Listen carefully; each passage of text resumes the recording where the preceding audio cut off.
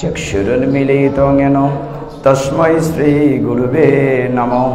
श्रीचैतन्यमनोभीष्टं स्थापितं येन भूतले स्वयं रूप कदामयं ददाति सपदान्तिकं।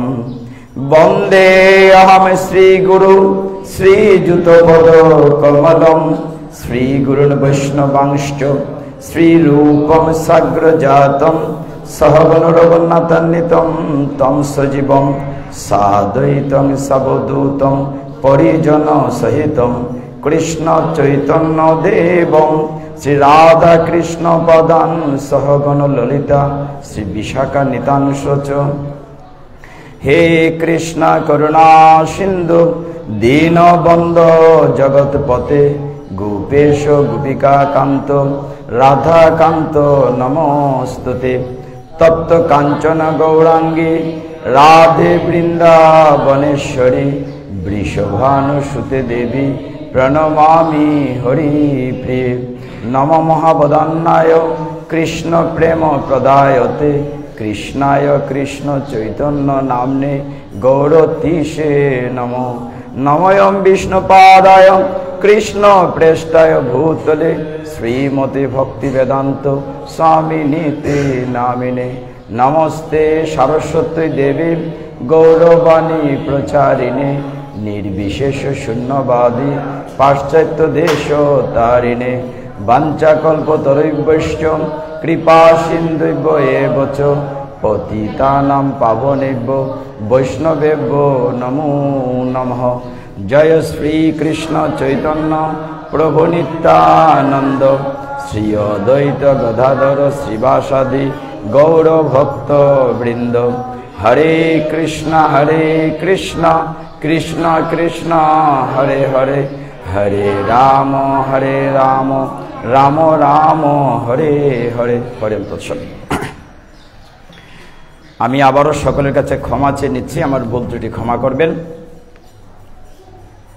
আজকে এমন একটি সকালে আমরা বসেছি, এমন একটি দিনে বসেছি, এমন একটি পূর্ণ লগ্নে বসেছি।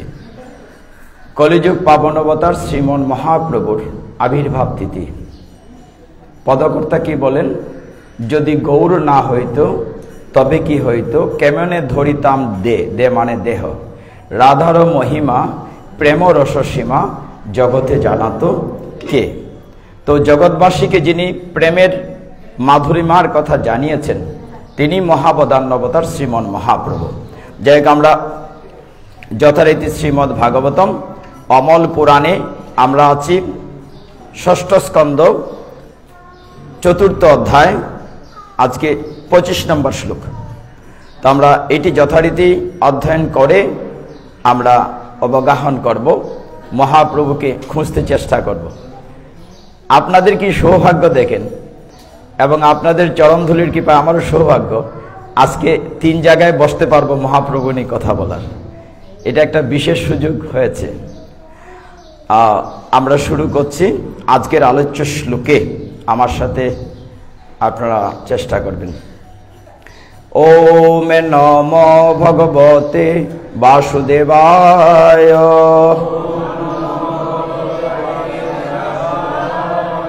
ওম নমো ভগবতে বাসুদেবায়।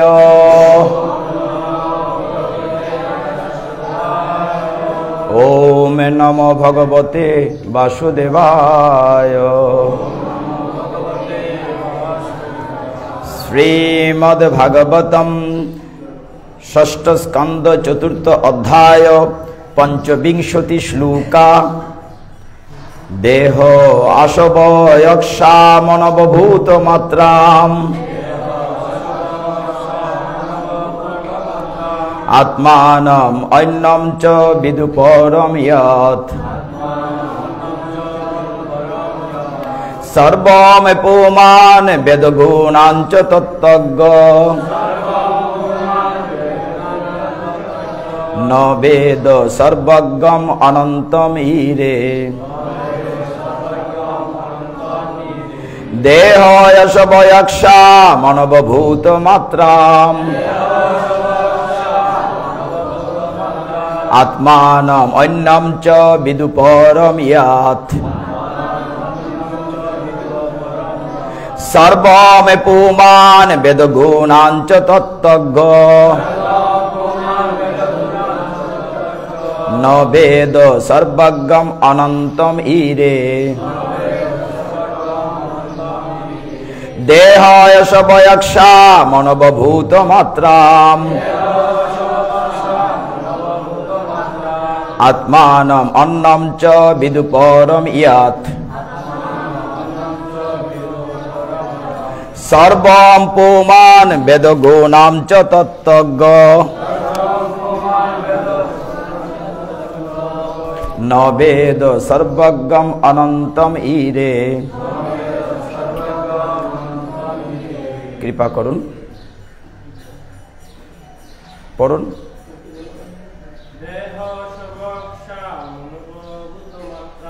देहाय शवक्षा मनवभूत मात्राम् आत्मानम् अन्यं च विदुपरं यत् सर्वं पुमान् वेदगुणान् च तत्त्वज्ञो न वेद सर्वज्ञम् अनन्तम् ईरे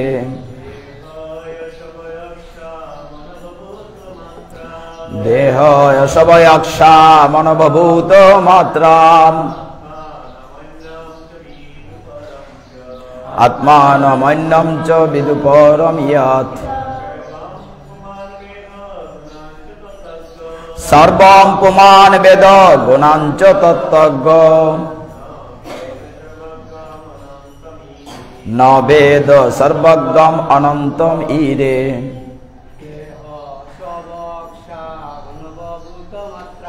देहाय शवयक्षा मनवभूत मात्राम् आत्मानम् अन्यं च विदुपरं यत् सर्वं पुमान् वेद गुणान् च तत्त्वज्ञो न वेद सर्वज्ञम् अनन्तम् ईरे देहाय शवक्षा मनवभूत मात्राम्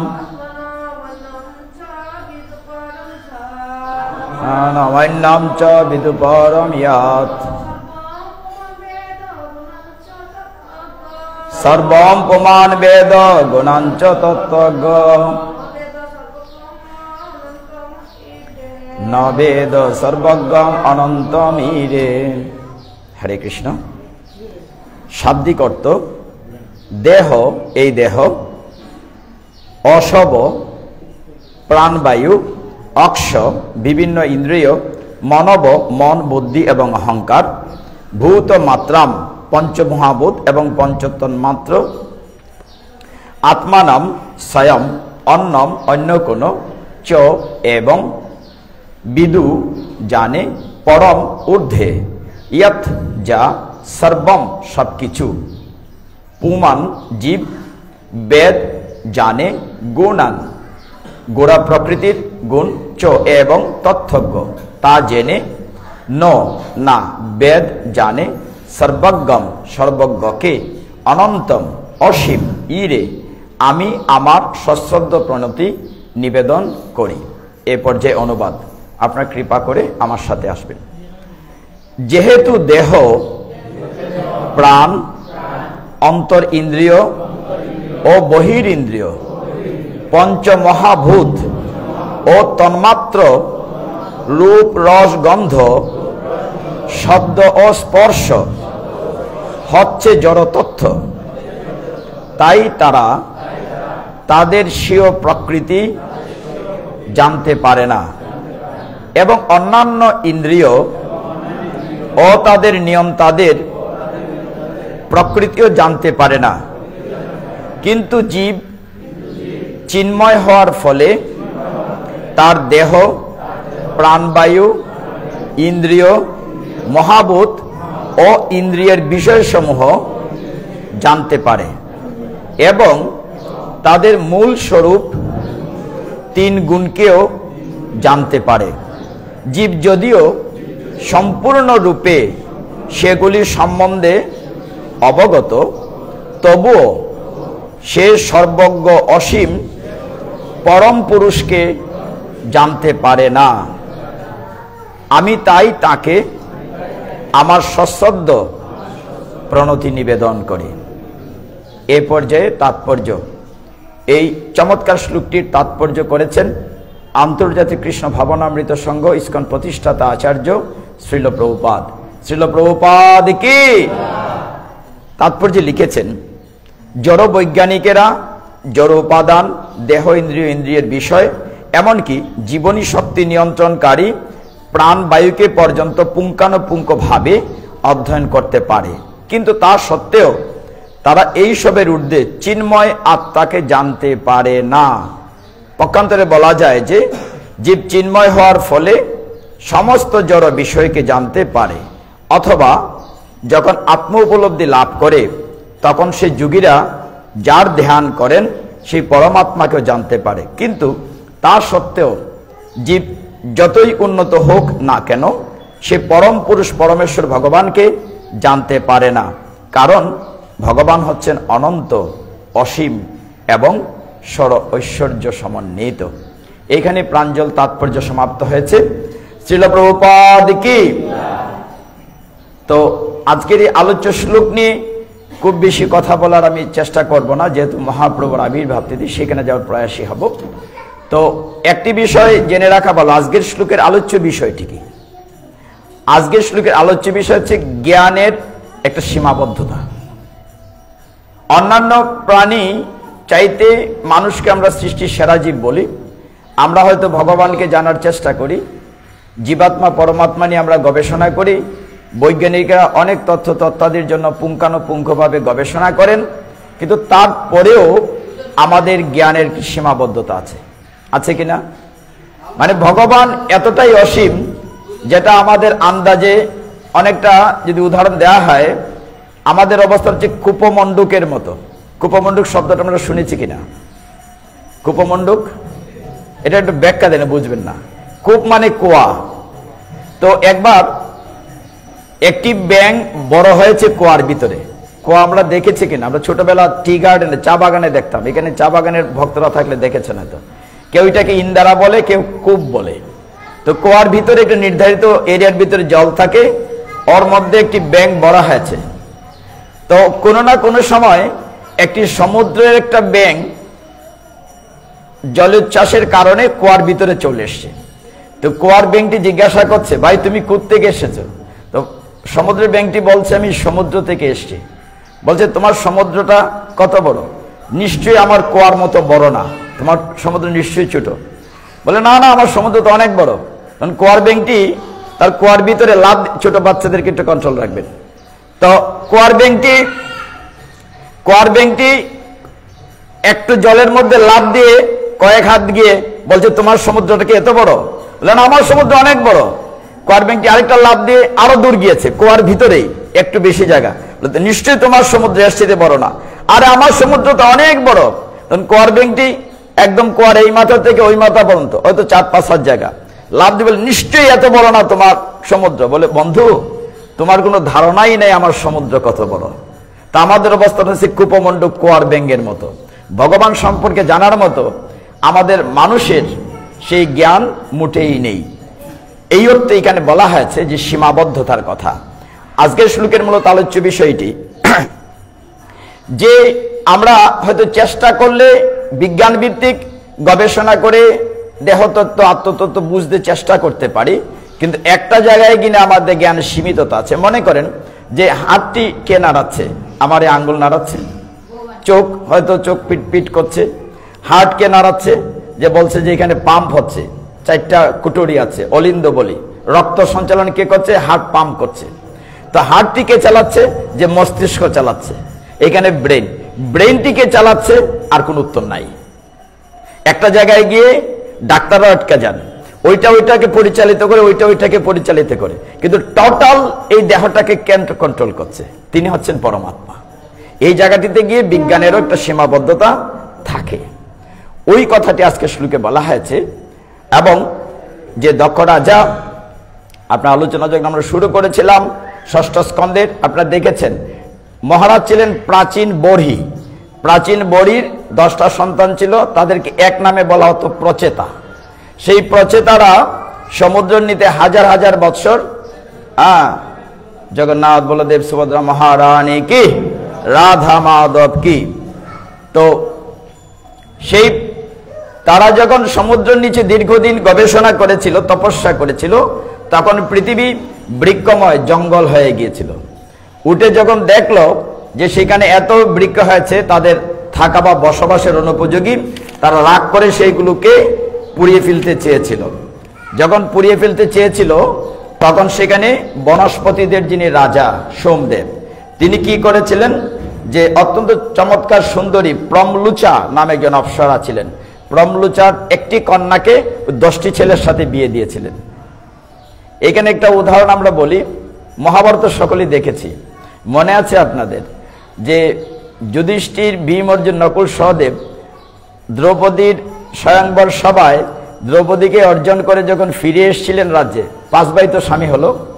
মা যখন বললেন না দেখে যে তোমরা যা পেয়েছো 5 ভাই ভাগ করে নাও, এখন ফিরে দেখে যে দ্রৌপদী, তো 5 ভাই বিয়ে করে যখন রাজ্যে আসলেন, তখন আমরা কথাটা বন্ধ করতে পারছি না কেন, হরি বল। তখন রাজ্যে আসার পরে ধৃতরাষ্ট্র খুব তিরস্কার করেছিলেন যুধিষ্ঠিরকে, মহাপাপ মহাপাপ, তোমরা ঘোর পাপ করেছ। যুধিষ্ঠির বলেছিলেন আমরা কি পাপ করেছি, বলে শাস্ত্রকে লঙ্ঘন করে তোমরা 5 স্বামী একটা মেয়েকে বিয়ে করেছ, ঘোর পাপ। তখন যুধিষ্ঠির মহারাজ উত্তরটা দিয়েছিলেন, তখন মহাভারত দেখবার সময় বুঝিনি, এখন ভাগবতীটার মিল পাচ্ছি। বলছিলেন আমরা কি পাপ করেছি, শাস্ত্রীটা আছে, কারণ প্রচেতাগণ 10 জন মিলে একজন কন্যাকে বিয়ে করেছেন, শাস্ত্রে আছে।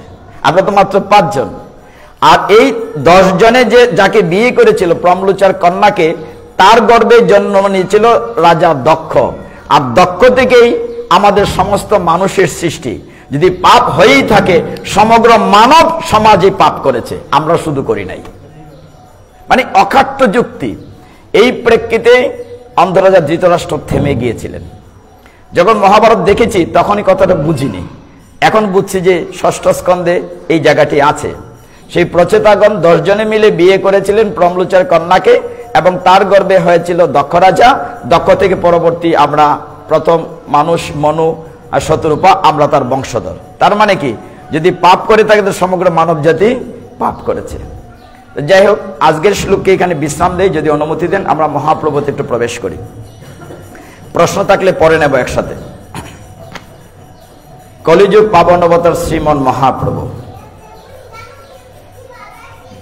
শ্রীল জয় পতাকা স্বামী গুরু মহারাজের একটি বই আছে, যদি আপনারা পড়ে থাকেন, গৌরাঙ্গ দিব্য প্রেমের সুবর্ণ অবতার, এরকম একটা বই আছে। তো আজকে আপনাদের আমাদের কি সৌভাগ্য, ওই যে বলেছি যদি গৌর না হইতো, একটা অপ্রিয় সত্য মাথায় রেখে আমরা বসি, সেটি হচ্ছে সত্যিকার অর্থেই চৈতন্য মহাপ্রভু যদি আজকে থেকে 539 বৎসর পূর্বে পৃথিবীতে না আসতেন, তাহলে সনাতন ধর্ম বিলীন হয়ে যেত, সনাতন ধর্ম থাকতো না। এবং কি করে এলেন তার ব্যাকগ্রাউন্ড আমি বলবো। তো চৈতন্য মহাপ্রভু যে সময়টিতে পৃথিবীতে এসেছিলেন তখন ছুতমার্গ ছিল। ছুতমার্গ বুঝি কিনা আমরা? ছুতো মানে দলে যার যায়, শৈলে যার যায়। হিন্দুদের মন্দির হইল রান্নাঘর, আর বাতের হাল হইল দেবতা, মানে শৈল যার যায়। এই সময়টাতে মহাপ্রভু এসেছিলেন। তখন উচ্চ বর্ণের কেউ জল নিয়ে গেলে নিম্নবর্ণের ছায়া পড়লে জল ফেলে দিতে হতো। নিম্নবর্ণের কেউ যদি গীতা ভাগবত মহিলারা বিশেষ করে শ্রবণ করলে তার কানের ভিতরে তপ্ত ঘি ঢেলে প্রায়শ্চিত্ত করত। মহিলারা নিম্নবর্ণকে গীতা ধরলে হাত কেটে ফেলা হতো। ঠিক এই সময়টিতে মহাপ্রভু এসেছিলেন। এই জন্য মহাপ্রভুর নামের সামনে একটি বিশেষণ আছে, মহাবদান্য অবতার। অন্য অবতারের সামনে কিন্তু কথাটা নাই, মানে শুধু বদান্য না, বলা হচ্ছে মহাবদান্য অবতার। আরেকটি বিশেষণ যুক্ত করা হয়, কলিযুগ পাবন অবতার, মানে কলির জীবকে উদ্ধার করার জন্য পৃথিবীতে তিনি অবতীর্ণ হয়েছেন। তো এই যে কথাটি চৈতন্য চরিতামৃত যারা নিয়মিত পড়েন, আমরা আজকে চৈতন্য চরিতামৃত থেকে আলোচনা করব। নিয়ম ভাগবত আমরা রেখেছি। চৈতন্য চরিতামৃতে আপনারা দেখেছেন সেখানে খুব বেশি আলোচনা যদি নাও করি, চৈতন্য চরিতামৃতের 3টি অংশ, আদিলীলা, মধ্যলীলা, অন্তলীলা। আদিলীলায় 17টি পরিচ্ছেদ, মধ্যলীলায় 25টি পরিচ্ছেদ এবং অন্তলীলায় 20টি পরিচ্ছেদ। সবকিছু মিলিয়ে 10,503টি পয়ার আছে। তো সেইখানে চৈতন্য মহাপ্রভুর আবির্ভাব থেকে তিরুভাব পর্যন্ত রচনা করেছেন, আপনারা সকলেই জানেন, শ্রীল কৃষ্ণদাস কবিরাজ গোস্বামী। তিনি একটা জায়গায় লিখেছেন, খুব বয়স্ক লোক, অদ্ভুত ব্যাপার। মধ্যলীলায় দেখবেন 2য় পরিচ্ছেদের 79তে লিখেছেন, খুব বয়স্ক বৃদ্ধ লোক, চোখে দেখেন না, হাত কাঁপছে। তিনি লিখেছেন, আমি বৃদ্ধ জরাতুর লিখিতে কাপয়ে কর, মনে কিছু স্মরণ না হয়, দেখি না নয়নে, না শুনিয়ে শ্রবণে, তবু লিখি এ বড় বিস্ময়। তার মানে কি, আমি বৃদ্ধ জরাতুর, শ্রীল কবিরাজ গোস্বামী বলছেন, আমি চোখেও দেখি না, কানেও স্পষ্ট শুনতে পাই না, কিন্তু এত বড় গ্রন্থ, বললাম যে 10,503টি পয়ার, এতটি লিখেছেন, আমি কি করে লিখি এ বড় বিস্ময়। তার মানে কি, মহাপ্রভুর চৈতন্য চরিতের অমৃত, বলা হচ্ছে চৈতন্য চরিতামৃত, মানে চরিত্রের অমৃত, এই গ্রন্থটি তিনি রচনা করেছেন। অদ্ভুত ব্যাপার, বিস্ময়, অর্থাৎ স্বয়ং ভগবান নিজেটি লিখিয়েছেন। এখন ভগবান কেন বলা হচ্ছে মহাপ্রভুর নামের সামনে? চৈতন্য ভাগবত বৃন্দাবন দাস সেখানে আর ক্লিয়ার করেছেন। তিনি বলেছেন, নন্দসুত বলে যারে ভাগবতে পাই, সেই কৃষ্ণয় অবতরী চৈতন্য গোসাই। বলা হচ্ছে নন্দসুত মানে ছেলে, নন্দের ছেলে যিনি ছিলেন তিনি এখন হয়েছেন সচিমায়ের ছেলে, অর্থাৎ তিনি হচ্ছেন কলিযুগ পাবন অবতার শ্রীমন মহাপ্রভু। তিনি যে পাবন অবতার, তিনি পৃথিবীতে আসবেন, তার ব্যাকগ্রাউন্ডটা একটু শোনেন, তারপরে 3টি অধ্যায় থেকে, আদিলীলা, মধ্যলীলা, অন্তলীলা থেকে যদি সম্ভব হয় একটু একটু লীলা আলোচনা করব। ঘড়ির কাঁটা বড় ব্যস্ত, তাড়াতাড়ি ঘুরছে।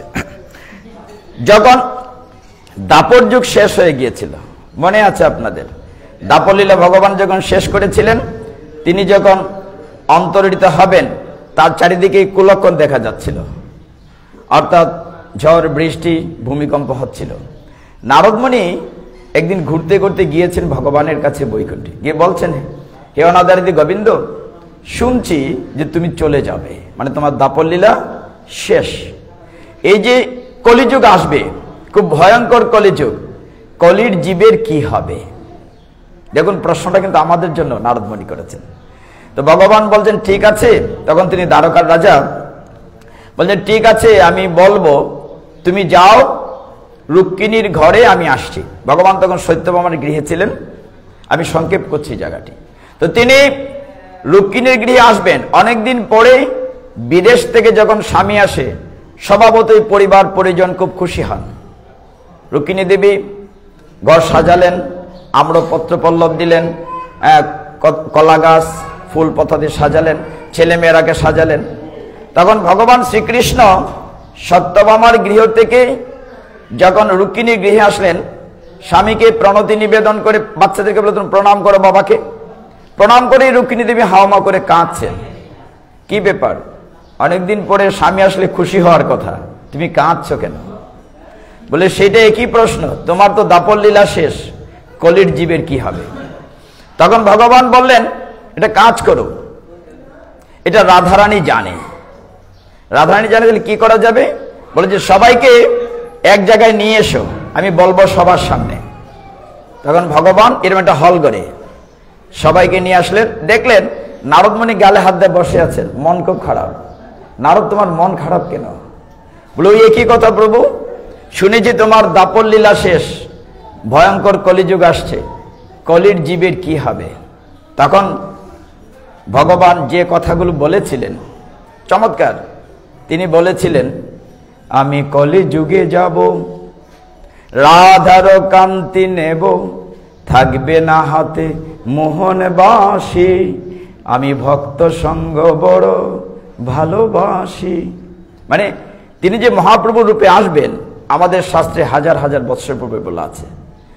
সবাইকে বসিয়ে বলছেন, আমি কলিযুগে যাব, রাধার কান্তি নেব, থাকবে না হাতে মোহন বাসি, আমি ভক্ত সঙ্গ বড় ভালোবাসি। আমি প্রতি ঘরে যাব, কৃষ্ণ নাম বিলাব, আমি ঘরে ঘরে যাব, কৃষ্ণ প্রেম বিলাব, কখনো কাঁদি কখনো হাসি, আমি ভক্ত সঙ্গ বড় ভালোবাসি। দেখুন তার যথার্থ প্রমাণ আমরা চৈতন্য আদি লীলায় পাই। যে যে আনন্দময় ভগবানকে ভালোবাসার জ্ঞানটি এর আগে ছিল না, অনর্পিত চরিম চিরাত করুণায় অবতীর্ণ কলৌ সমর্পয়িতুম উন্নত উজ্জ্বল রসম স্বভক্তি শ্রেয়ম হরিপুরর সুন্দর দূতি কদম্ব সন্দীপিত সদা হৃদয় কন্দরে স্ফুরতু বর্ষচি নন্দন। বলা হচ্ছে বহুকাল পর্যন্ত পূর্বে যা অর্পণ করা হয়নি সেই উন্নত উজ্জ্বল রসময় নিজস্ব ভক্তি সম্পদ দান করার জন্য যিনি কৃপা করে এই কলিযুগে অবতীর্ণ হয়েছেন, স্বর্ণ থেকে অতি উজ্জ্বল দ্যুতি সম্পন্ন সেই শচীনন্দন শ্রী গৌরহরি আপনাদের হৃদয় কন্দরে সর্বদা প্রকাশিত হন। এইভাবে যে সহজ তন্ত্রমন্ত্র, তখন এত কঠিন কঠিন শ্লোক ছিল, যাগযজ্ঞ ছিল, কলির জীবকে উদ্ধার করার জন্য তিনি আরো সহজ করে বলেছেন। এই যে আমরা ঘুমাচ্ছি, তিনি কি বলেছেন? মহাপ্রভু এসে বলেছেন, জীব জাগো জীব জাগো, গৌরাচাঁদ বলে আর কত ঘুমাবে তুমি মায়া পিশাচির কুলে। জীব জাগো জীব জাগো, গোরাচাঁদ বলে। গোরাচাঁদ বলেছেন জীব জাগো। তো আজকের দিনে তিনি 1486 খ্রিস্টাব্দের আমরা জানি ফেব্রুয়ারি মাসে ফাল্গুনী পূর্ণিমায় শ্রীমন মহাপ্রভু, তখনও মহাপ্রভুর নাম হয় নাই।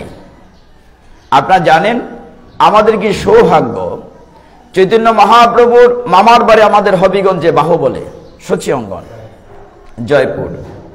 পৃথিবীর বিভিন্ন দেশে বা বাংলাদেশের বিভিন্ন মন্দিরে গেলে শ্রীমন মহাপ্রভুর 2 রকম বিগ্রহ, আমি প্রতিদিন পাঠে কথাটা বলি, আমরা 2 রকম বিগ্রহ দেখতে পাই, হয়তো হাত উপর দিকে কিংবা নিচের দিকে, কোথাও ঝাঁকড়া চুল কোথাও নেড়া মাথা।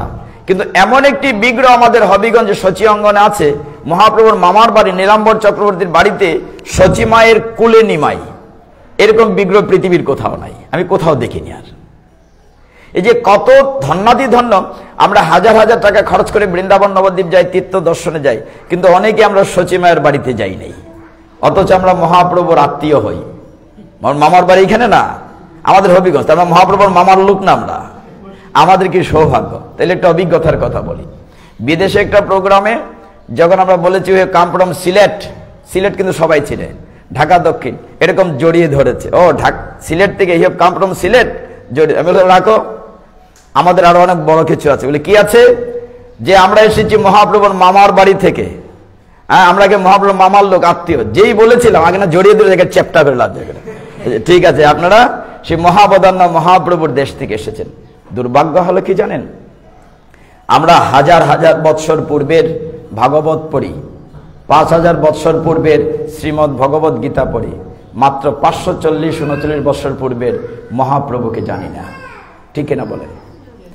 যতটা ভাগবত সম্পর্কে আপনারা অবগত, যতটা গীতা সম্পর্কে মুখস্থ বলতে পারবেন, কুরুক্ষেত্রের কোথায়, কোন জায়গাটিতে ভগবান অর্জুনকে জ্ঞান সব বলতে পারবেন। কিন্তু এই কয়দিন আগে মাত্র 539 বৎসর পূর্বে সেই মহাপ্রভুর বাবাকে মাকে কি করেছিলেন, কয়টা বিয়ে করেছিলেন, কিভাবে প্রচার করেছিলেন, আমাদের মতো জীবজগৎকে উদ্ধার করার জন্য কত কষ্ট স্বীকার করেছিলেন, সেটা আমরা জানি না।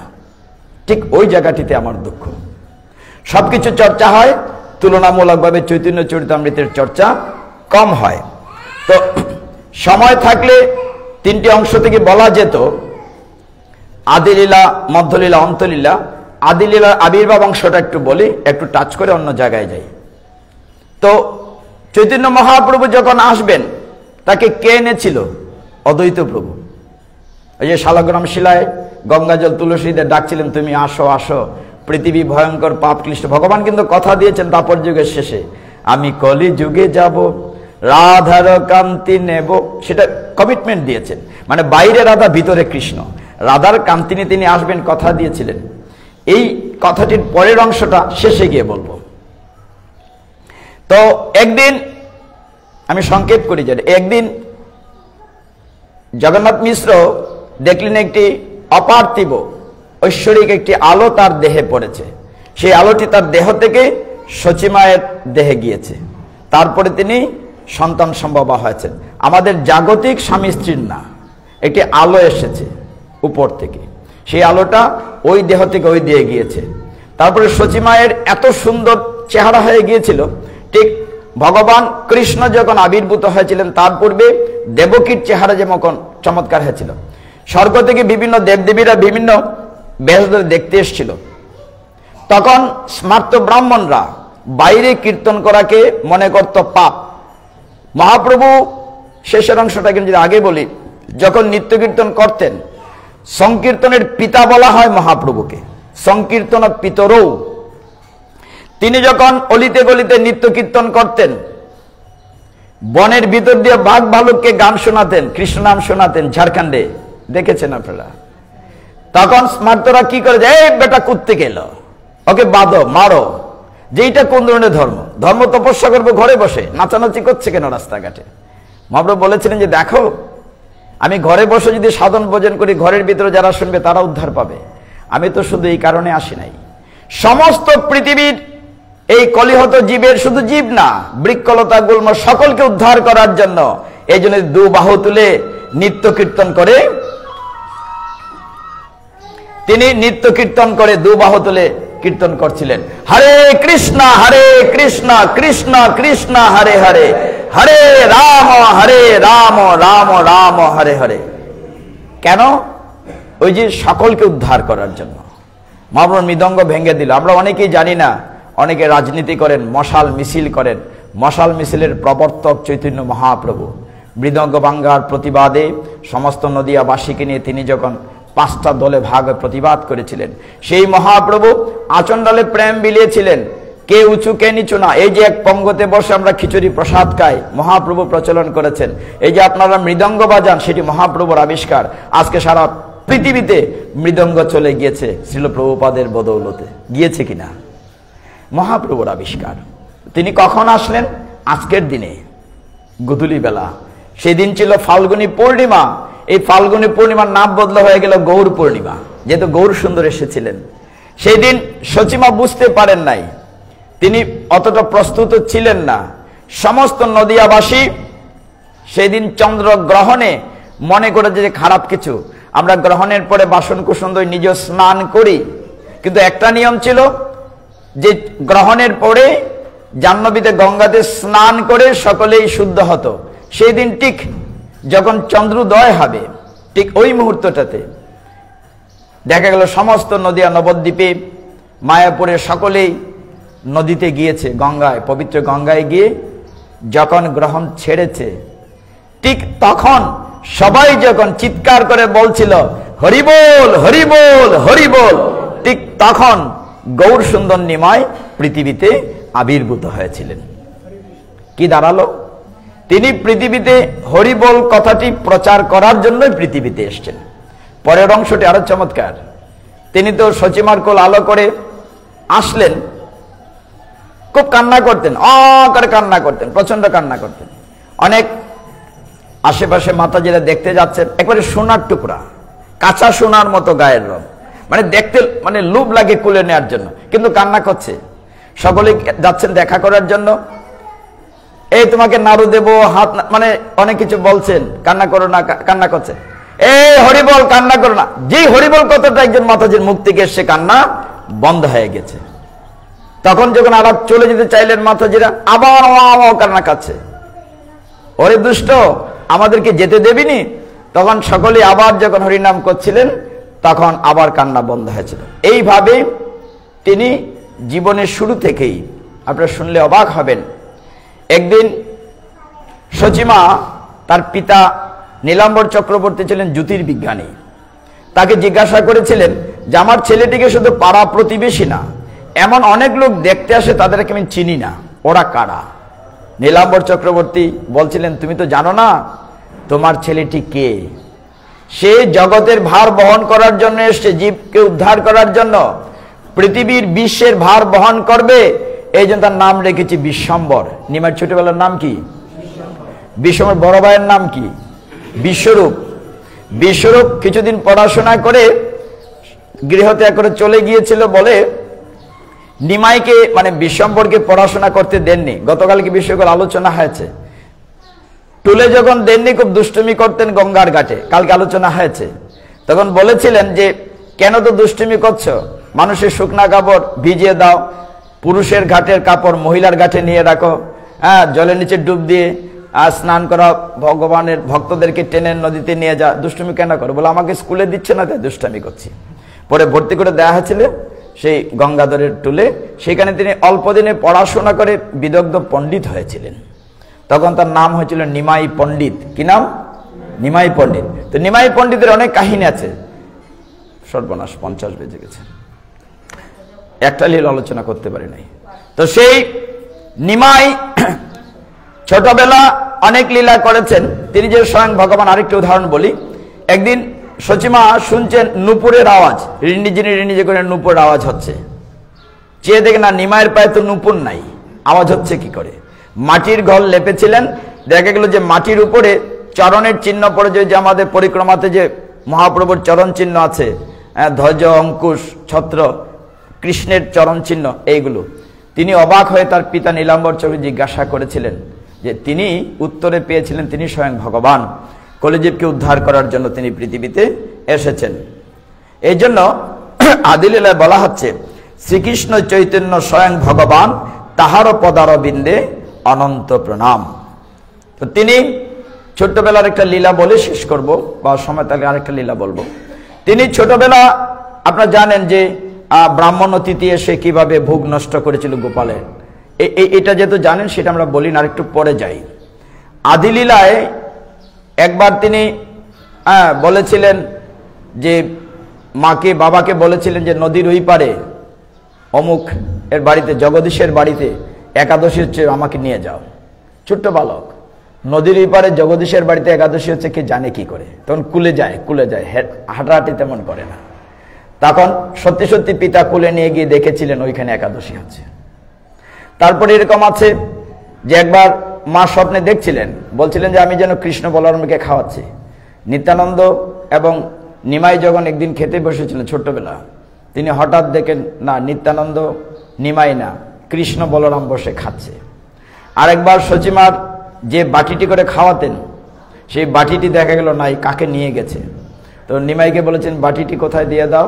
তখন কাককে, এই কাক, আমার মার বাটি নিয়ে গেছে, দিয়ে যাও। কাক বাটি দিয়ে গিয়েছিল। আরেকদিন পেড়া দিয়েছিলেন, 4টা পেড়া, তো 2টো খেয়ে 2টো ফেলে দিয়েছিলেন মাটির মধ্যে। রাগ করে নিমাইয়ের মাও কষ্ট পেয়েছিলেন। পরে আবার ঘরে এসে যে বললেন, মা আমাকে আরো পেড়া দাও। বলে দেবো কি করে, তুমি তো ফেলে দিয়েছো। বলে না, ফেলে দিয়েছে তো কি হয়েছে, গিয়ে দেখো ঘরে আছে। ঘরে আছে, গিয়ে দেখো এটা বালু মাখানো। মা অবাক হলেন, ছুঁড়েছে বাইরে, গিয়ে দেখেন ঘরের ভিতরে আছে 2টা। এরকম অনেক বিস্ময়কর অনেক অনেক ঘটনা আছে, ছোট্ট সময় আলোচনা করা যায় না। তো মধ্যলীলাতে এটা আদিলীলার অংশ বিশেষ। তারপর তিনি পড়াশোনা করেছেন। আদিলীলার এই কেশব কাশ্মীরের কথাটি বলি, গুরুত্ব পাবে। আপনারা জানেন তখন সারা পৃথিবীজয়ী পণ্ডিত ছিল কেশব কাশ্মীরি। দিগ্বিজয় পণ্ডিত নাম শুনেছেন? কেশব কাশ্মীরি যেখানে যেত সমস্ত পণ্ডিতকে তর্কে হারিয়ে লিখিত নিত, he is the best, he is the brilliant one, certify নিত। ঘুরতে ঘুরতে যখন নবদ্বীপে এলেন, সমস্ত বড় বড় পণ্ডিতরা পালিয়ে গেলেন। কারো মেয়ের বাড়িতে যেতে হবে, কারো পেট খারাপ করেছে হাসপাতালে যেতে হবে, সকলেই একটা একটা অজুহাত করে পালিয়ে গেলেন যদি হেরে যান। আর নিমাইয়ের একটা তখন ভাবছিল এরকম যে যার সামনে দেখা হতো তিনি তর্ক করে হারাতে পছন্দ করতেন। এই জন্য নিমাইকে অনেকে এড়িয়ে যেত, যে নিমাই পণ্ডিতের সাথে তর্কে পারবে না। তখন তারা সিদ্ধান্ত নিল যে কেশব কাশ্মীরের সাথে এই ছোট্ট বালকটির তর্ক হবে। এও যদি যায়, বাচ্চা হেরে গিয়েছে, আর যদি জিতে তো আমরা নিমাই, এর কারণে আমরা সবাই জিতে গেলাম। কেশব কাশ্মীরি মূলত সরস্বতীর একেবারে বরপুত্র ছিলেন, তার জিহ্বাতে সরস্বতী ছিল। আপনারা দেখেছেন চমৎকারী লীলাটিতে। কেশব কাশ্মীরি যেদিন নবদ্বীপে আসেন, চন্দ্রিমা রাত, নিমাই নদীর তীরে তার বন্ধুদের ছাত্রদের নিয়ে বসে বালিকা ভূমিতে খেলা করছিলেন। সবাই বলল ওর সাথে তর্ক করো। তখন কেশব কাশ্মীরি তার কাছে, তুমি নাকি নিমাই? বলে হ্যাঁ। বলে তোমার সাথে তর্ক করতে এসছি, তুমি পারবে? বলে পারবে কিনা জানি না, কি তর্ক করবে? শুনেছি তুমি মহা বিশ্ববিখ্যাত পণ্ডিত, তুমি নাকি মুখে মুখে কবিতা রচনা করো। হ্যাঁ, অহংকার নিয়ে বললেন কেশব কাশ্মীর, নিশ্চয়ই, বলো আমি কি নিয়ে কবিতা রচনা করব। সামনেই গঙ্গা সুরধিনী, বলছে গঙ্গাকে নিয়ে একটি কবিতা করো। নিমাই তখন বন্ধুদের নিয়ে খেলা করছেন, অন্যদিকে তাকিয়ে আছেন। এমন সময় দেখা গেল কি, গঙ্গাকে নিয়ে 100 লাইনের একটা কবিতা তাৎক্ষণিক কেশব কাশ্মীরি একেবারে বাতাসের মতো ঝড় বেগে বলে। মাঝে মধ্যে যে এই তুমি শুনছো, নিমাই কিন্তু শুনছেন, অন্যদিকে তাকিয়ে আছে, খেলা করছে বন্ধুদের নিয়ে। কিছুক্ষণ পরে বলছে তুমি শুনেছ? হ্যাঁ শুনেছি। তো বলো তো কেমন হয়েছে? মনে করে যে বলবে নিশ্চয়ই খুব ভালো আছে। নিয়ে হ্যাঁ ভালো হয়েছে, কিন্তু 4-5টা ভুল আছে। সর্বনাশ, আমি বিশ্ববিখ্যাত পণ্ডিত, আমার শ্লোকে, আমার রচনায়, আমার কাব্য রচনায় ভুল ধরে পৃথিবীতে কেউ নাই, কোথায় ভুল হয়েছে? রাগ করে বলেছে। অহংকার, তার জিহ্বায় তো সরস্বতী। বলছে হ্যাঁ ভুল হয়েছে, তুমি শোনো, পদে ভুল হয়েছে, বচনে ভুল হয়েছে। যেমন একটি উদাহরণ দেই, বলা হচ্ছে ভবানী, ভবানী মানে শিব ঠাকুরের স্ত্রীকে বলা হয় ভবানী, গঙ্গার এক নাম। ভবানী ভার্যা, ভবানী ভার্যা, ভবানী শব্দের অর্থ হচ্ছে শিবের স্ত্রী, ভার্যা অর্থ স্ত্রী। শিবের স্ত্রী, স্ত্রী কথাটা দুইবার হলো কিনা, মানে আপনাদের জন্য একটা উদাহরণ সহজটা বলছি, এই নত্য সত্য বিধান বলছি না। ভবানী ভার্যা, ভবানী শব্দের অর্থ হচ্ছে শিবের স্ত্রী, ভার্যা অর্থ স্ত্রী। শুধু ভবানী বললেই হতো, শেষে আর ভার্যা বলার প্রয়োজন ছিল না। এইভাবে অনেকগুলো ভুল ধরালেন। কেশব কাশ্মীর অবাক হয়ে, সর্বনাশ, এত ভুল কি করে হলো? আমি চলে যাচ্ছি। বলে না, তুমি আরো বাকি আছে কিনা, বসো। বলে না না, পালিয়ে যাচ্ছে। বাড়িতে গিয়ে কেশব কাশ্মীরি সরস্বতী ধ্যান করেছে। হ্যাঁ, মহাভাগে বিদ্যে কমল লোচনে বিশ্বরূপে বিশালাকি বিদ্যাঙ্গহী নমস্তে। তার সামনে সরস্বতী প্রকটিত হয়েছেন। মা, আমি তোমার বরপুত্র, আমার জিহ্বায় তুমি অধিষ্ঠান করো, সবসময় থাকো, আমার মুখ দিয়ে ভুল শ্লোক কি করে এলো? আমার তো জিহ্বা দিয়ে ভুল আসার কথা না। তখন সরস্বতী প্রকটিত হয়ে বললেন, হে কেশব, আচ্ছা বলো তো, কোন স্ত্রী কি তার স্বামীর সামনে মাথা উঁচু করে দাঁড়ায় না মাথা নত করে থাকে? বলে নত করে থাকে। তুমি যার কাছে হেরেছ, তোমার জীবন ধন্য হয়েছে বলো, তিনি হচ্ছেন শুধু জগৎ স্বামী না, আমারও স্বয়ং দেবতা, স্বয়ং ভগবান। সরস্বতী কি বলেছেন? তুমি আমার স্বামীর কাছে হেরেছো, তোমার জীবন সার্থক হয়েছে। আমার স্বামীর সামনে তো মাথা তুলে বলতে পারি না, যাও তুমি তার চরণে ক্ষমা চাও, তোমার জীবন সার্থক হয়েছে। কেশব কাশ্মীরি নিমাই পণ্ডিতের কাছে ক্ষমা চেয়ে নিলেন। এইটুকুন পর্যন্ত ঠিক ছিল। তার পর্যন্ত তার পিতৃবিয়োগ হলো। পিতৃবিয়োগের পরে তিনি গয়া ধামে পিণ্ড দিতে গেলেন। তার পূর্বে তিনি লক্ষ্মীপ্রিয়া বিয়ে করলেন। তারপরে লক্ষ্মীপ্রিয়া সর্পদংশনে মারা গেলেন। পরবর্তীতে বিষ্ণুপ্রিয়াকে বিয়ে করলেন। যা হোক, তিনি যখন পিণ্ডদান করে ফিরবেন, তখন আগের মহাপ্রভু আর নাই। মহাপ্রভুর সে উচ্ছৃঙ্খল বা তার্কিক, যাকে দেখে তাকে তর্ক করতেন, এই ভাবটা মহাপ্রভুর ছিল না। তিনি তখন ফিরে আসলেন কৃষ্ণ প্রেমে বিভোর। যাকে দেখেন তাকে বলেন, তুমি কি আমার কৃষ্ণ? তমাল বৃক্ষ জড়িয়ে ধরেন, তুমি কি কৃষ্ণ? কাল মেঘকে দেখে বলেন, তুমি কি কৃষ্ণ? উদ্ভ্রান্ত পাগলের মতো। যে নিমাই পিণ্ডদান করতে গেলেন, সেই নিমাই আর না, অন্যরকম হয়ে গেলেন। বায়ু পরিবর্তনের জন্য অনেক চিকিৎসা হলো। তখন মা ভাবলেন যদি আরেকটা বিয়ে করে দিয়ে সংসারে হবে। তখন বিষ্ণুপ্রিয়ার সাথে বিয়ে দেয়া হলো। তখনও নিমাই চৈতন্য মহাপ্রভু হননি। তিনি সিদ্ধান্ত নিলেন, জীবজগৎকে উদ্ধার করতে গেলে আমার কথা অনেকে শুনে না, মনে করেন পাগল। তিনি গৃহত্যাগ করলেন। এই জায়গাটা একটু ভাবুন, তিনি কি তার জন্য গৃহত্যাগ করেছিলেন? চৈতন্য মহাপ্রভু মহাবদান্নবতার, তার ঘরে জগৎজননী সচিমা ছিলেন, তার ঘরে সতীসাধ্বী স্ত্রী বিষ্ণুপ্রিয়া ছিলেন। সেই দিনের দৃশ্যটা বলেই শেষ করি। তিনি যাবেন ঘর থেকে, মায়ের মনে কিন্তু খুব ডাক ছিল, সন্ন্যাস নিতে যাবেন। নিমাই কি করলেন? সেদিন সচী মাতার ঘরে যখন মা চৌকাঠে শুয়ে থাকলেন, বিষ্ণুপ্রিয়াকে গিয়ে তিনি নিজের হাতে সাজালেন। এই জায়গার দৃশ্যটি তো সুন্দর। তিনি বেনি বলে দিচ্ছেন তার স্ত্রী বিষ্ণুপ্রিয়াকে, আলতা পরিয়ে দিচ্ছেন। তো বিষ্ণু বলছে, ওগো আজকে তো ভালোবাসা কেন? আমি তোমাকে কখনো কাছেই পাই না, তুমি কৃষ্ণ প্রেমে পাগল পাড়া, আজকে তো কাছে কেন? মানে তার মনে একটা চিন্তা হচ্ছে, আজকে স্বামী আমাকে উল্টা সাজিয়ে দিচ্ছে। বিষ্ণু তোমাকে বড্ড ভালোবাসতে ইচ্ছে করছে। নিশি রাত্র, যেটা আমরা কাল নিশি বলি, সকলে ঘুমে বিভোর। নিমাই ঘর থেকে বেরিয়ে গেলেন এক কাপড়ে।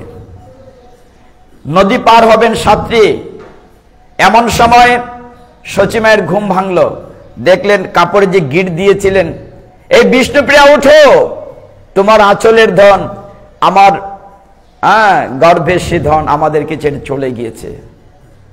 নিমাই চলে গেছে। সচিমা ল্যাম কুপি বাতি নিয়ে চিৎকার করে গ্রামবাসীকে ডাকলেন, তোমরা কোথায় আছো? আমার ছেলেটিকে আটকাও। কেউ এলো না গ্রামবাসী। সচিমা অভিশাপ দিলেন, আমি অভিশাপ দিচ্ছি গ্রামবাসী, তোমাদের কি হৃদয় বলে কিচ্ছু নেই? তোমাদের গ্রামটির নাম হয়ে যাবে নিদয়ার গ্রাম, এবং এখনো সেই গ্রামটিতে ফসল হয় না।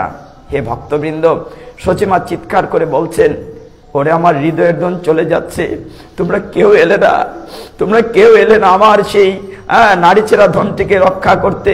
আমার বড় সন্তানটি বিশ্বরূপ চলে গেল, যার নাম পড়ে হয়েছিল শঙ্কর আনন্দ, সন্ন্যাসী হয়েছিলেন, মাধবেন্দ্রপুরীর কাছে দীক্ষা নিয়েছিলেন। তো নিমাই নদীর সাত্রে পার হয়ে কোথায় গেলেন? কাটুয়াতে, সেখানে কেশব ভারতীর কাছে সন্ন্যাস দীক্ষা নেবেন। এই জায়গাটি এত কষ্টের। তার ঝাঁকড়া চুল, মধু নাপিত চুল কাটতে চাচ্ছিল না, মাথা নেড়া করতে, যে অল্প বয়স 24 ইয়ার্স, যে আমি চুল কাটতে পারবো না। নিমাই তোমার এত সুন্দর চুল, মহাপ্রভু আদেশ দিয়েছিলেন যে তুমি আমার চুল কেটে দাও। সেই নাপিত চুল কাটছিল আর দু নয়ন বয়ে জল পড়ছিল। তার চাচর কেশ নাড়া করছিল আর দুই নয়ন বয়ে টপ টপ করে জল পড়ছিল। একদম এত সোনার গৌর, এত চমৎকার চাচর কেশ, মধু যখন চুল কাটছিল তার হাত কাঁপছিল, হাত কাঁপছিল। চুল নাড়া করার পরে এই একটি সে একবারই ব্যবহার করেছিল, কুট্টি নদীতে ফেলে দিয়েছিল। আর মহাপ্রভুর সেই চুলের উপরে গড়াগড়ি দিয়ে বলছে, আমার জীবনটা যদি সার্থক হয় নিমাই, হে মহাপ্রভু। মহাপ্রভু তখন নিমাই কেশব ভারতীকে বলেছিলেন, আমি সন্ন্যাস দীক্ষা নিয়ে এসেছি। কেশব ভারতী বলছে, তোমাকে আমি কোন মন্ত্র দিয়ে দীক্ষা দেব? নিমাই তখন তার কানে কানে বলেছিলেন, তুমি এই মন্ত্র দিয়ে দীক্ষা দাও। তার মানে কি, কে কার গুরু? মানে তাকে তিনি শিখিয়ে দিয়েছেন, তুমি এই মন্ত্র বলে আমাকে সন্ন্যাস দীক্ষা দাও, কেশব ভারতীকে। তখন কেশব ভারতী তাকে সন্ন্যাস দীক্ষা দিয়েছিলেন। তখন থেকে তার নাম হয়েছিল শ্রীকৃষ্ণ চৈতন্য মহাপ্রভু। আমাকে আরেক জায়গায় যেতে হবে বলে ক্ষমা করবেন, একটু আর 2-3 মিনিট একটু কথা বলি। ওই যে শুরু করেছিলাম কথাটি, মহাপ্রভু কি বলেছিলেন নারদমুনিকে, আমি কলিযুগে যাব, রাধারও কান্তি নেব। তার সাথে নিত্যানন্দ প্রভুর একটি যুগ আছে, যিনি বলরামের অবতার। নিত্যানন্দ প্রভু যেদিন চলে এসেছিলেন, মা এত আদর করতেন। কিন্তু প্রথম দৃশ্যটি একটু মনে করিয়ে দিই আপনাদেরকে। নিত্যানন্দ প্রভুর সাথে নিমাইয়ের সাথে দেখা হয়, 12 বছর ডিফারেন্স, দেখা হয় নন্দন আচার্যের বাড়িতে। দৃশ্যটা একটু কল্পনা করুন। মহাপ্রভু চিৎকার করে বলছিলেন যে একজন অবধূত এসেছে আমাদের এখানে, তোমরা খুঁজে দেখো, খুঁজে দেখো। কেউ খুঁজে পাচ্ছে না। নিমাই নিজে গিয়েছিলেন নন্দন আচার্যের বাড়িতে। গিয়ে তিনি যখন দেখেছেন নিতাইকে, নিতাইকে জড়িয়ে ধরেছেন। এই দৃশ্যটা শুধু খেয়াল করেন। জড়িয়ে ধরে বলছেন, হে রে, ভাইয়ে ভাইয়ে কানে মুখে কথা হচ্ছে। নিতাই মানে বলরাম নিমাইকে জড়িয়ে ধরে বলছে, হে রে, তুই কি সেই ব্রজের কানাই? ভাইকে জিজ্ঞাসা করছে, তুই কি সেই ব্রজের কানাই? তবে কেন তোর হাতে মোহন বাসি নাই? মহাপ্রভুর কি বাসি আছে? তুই কি সেই ব্রজের কানাই? নিমাই উত্তর দিয়েছিলেন, ব্রজে ছিল মোর ধরা চোরা, এবার হবে মোর কৌপিন পড়া। কৌপিন কি? সন্ন্যাসীরা যে 8টা কাপড় পরে তার নাম কৌপিন। ভাইয়ে ভাইয়ে কথা হচ্ছে। ব্রজে ছিল মোর ধরা চোরা, এবার হবে মোর কৌপিন পড়া। নিতে আবার প্রশ্ন করেছেন, তুই কি সেই ব্রজের কানাই, তবে কেন তোর মাথায় ময়ূর চোরা নাই? নিমাই কিন্তু ময়ূর চোরা নাই। তুই কি সেই ব্রজের কানাই, তবে কেন তোর মাথায় ময়ূর চোরা নাই? নিমাই উত্তর দিচ্ছেন, ব্রজের খেলা ছিল দৌড়া দৌড়ি। কত দৌড়াদৌড়ি করেছেন মা যশোদার আঙ্গনে। ব্রজের খেলা ছিল দৌড়া দৌড়ি, এবার নদিয়ার খেলা হবে গড়াগড়ি। আমি কলি যুগে যাব, রাধার কান্তি নেব, থাকবে না হাতে মোহন বাসি। আমি ভক্ত সঙ্গ বড় ভালোবাসি। আমি ঘরে ঘরে যাব, কৃষ্ণ নাম বিলাবো, কখনো কাঁদি কখনো হাসি। আমি ভক্ত সঙ্গ বড় ভালোবাসি। আমার কি ক্ষমা করুন, আমি আবেগ আপ্লুত হয়ে যাচ্ছি। চৈতন্য চরিতামৃত নিয়ে আমরা মাধবপুরে একবার একটা প্রোগ্রাম করেছিলাম। 3 দিন একটানা আমরা চৈতন্য চরিতামৃতের কথা বলেছিলাম। একদিন আজমিরও করেছিলাম। এই মন্দিরে যদি কর্তৃপক্ষ আয়োজন করেন শুধু চৈতন্য চরিতামৃত নিয়ে, আমাদেরকে সুযোগ দেন কৃপা করে, তাহলে আমরা শুধু চৈতন্য মহাপ্রভুকে নিয়ে কথা বলবো। আজকে এখানে বিশ্রাম রাখছি, বলতে এটি ক্ষমা করবেন, আমাকে আরেক জায়গায় যেতে হবে। সেই মহাবদান অবতার যে নাম দিয়েছেন এবং অগ্রিম যিনি বলেছিলেন, পৃথিবীতে আছে যত নগরাদি গ্রাম, সর্বত্র প্রচারিত হইবে মোর নাম। ভগবানের কথা তো মিথ্যে হতে পারে না। ভগবানের কথাটিকে কে সত্য প্রতিপাদন করেছেন? সেনাপতি ভক্ত শ্রীল প্রভুপাদ। আজকে সারা পৃথিবীময় সেই মহাপ্রভুর নাম প্রচারিত হয়েছে। সবাই মিলে হরে কৃষ্ণ কৃষ্ণ কৃষ্ণ হরে হরে, হরে রাম রাম রাম হরে হরে, হরে কৃষ্ণ কৃষ্ণ কৃষ্ণ হরে হরে, হরে রাম রাম রাম হরে হরে।